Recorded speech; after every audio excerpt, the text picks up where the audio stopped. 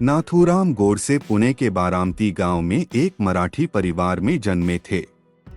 उनके पिता Vinayak Wamanrao Godse post office में अपनी सेवाएं देते थे, जबकि उनकी मां लक्ष्मीबाई घरेलू गृहिणी थीं।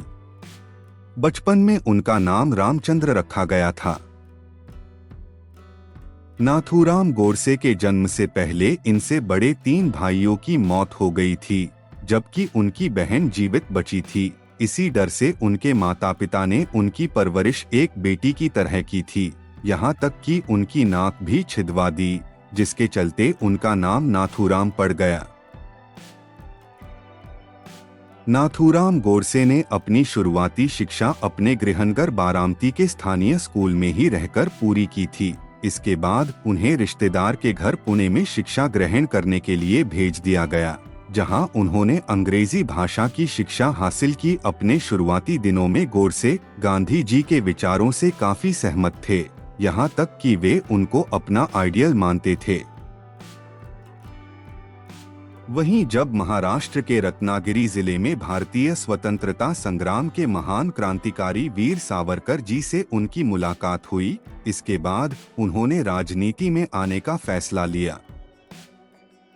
नाथूराम गोडसे का शुरू से ही सामाजिक कामों की तरफ काफी झुकाव था। वहीं बाद में बड़े बड़े क्रांतिकारियों के संपर्क में आने के बाद उन्होंने खुद को पूरी तरह समाज सेवी के रूप में समर्पित कर दिया एवं वे हिंदू महासभा और राष्ट्रीय स्वयं संघ (आरएसएस) से जुड़ गए।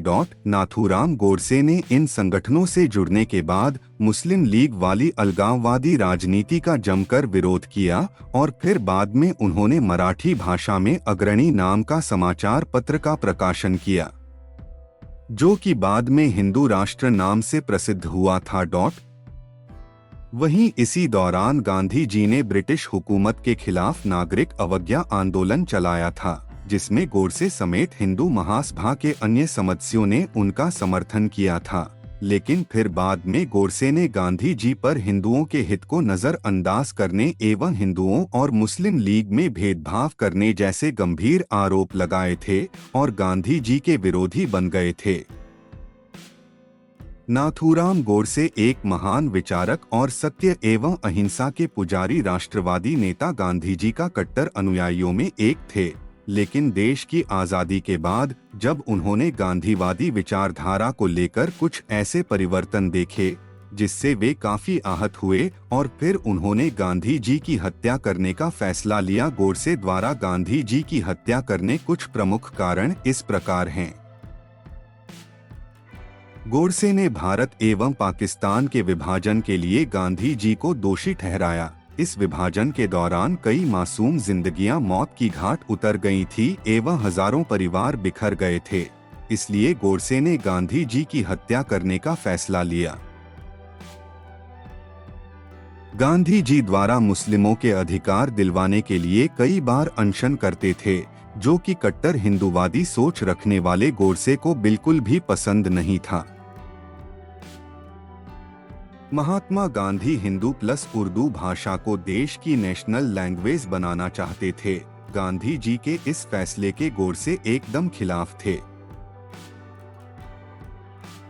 गांधी जी द्वारा भारत के मुसलमानों की राजनीतिक जरूरतों को पूरा करने के विरोध में थे नाथूराम गोडसे।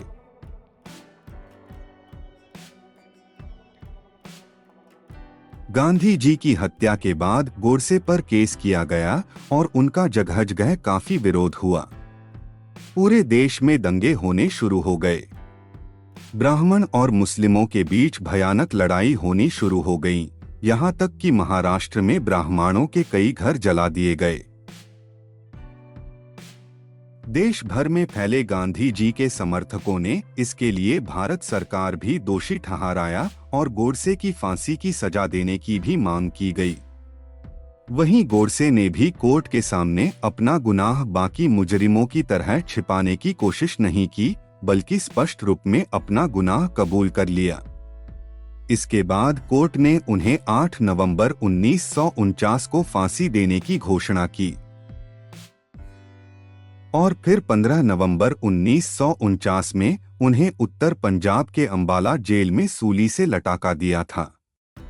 गांधी जी के हत्या के अपराध में संलग्न नारायण आप्टे को भी सजाए मौत दी गई।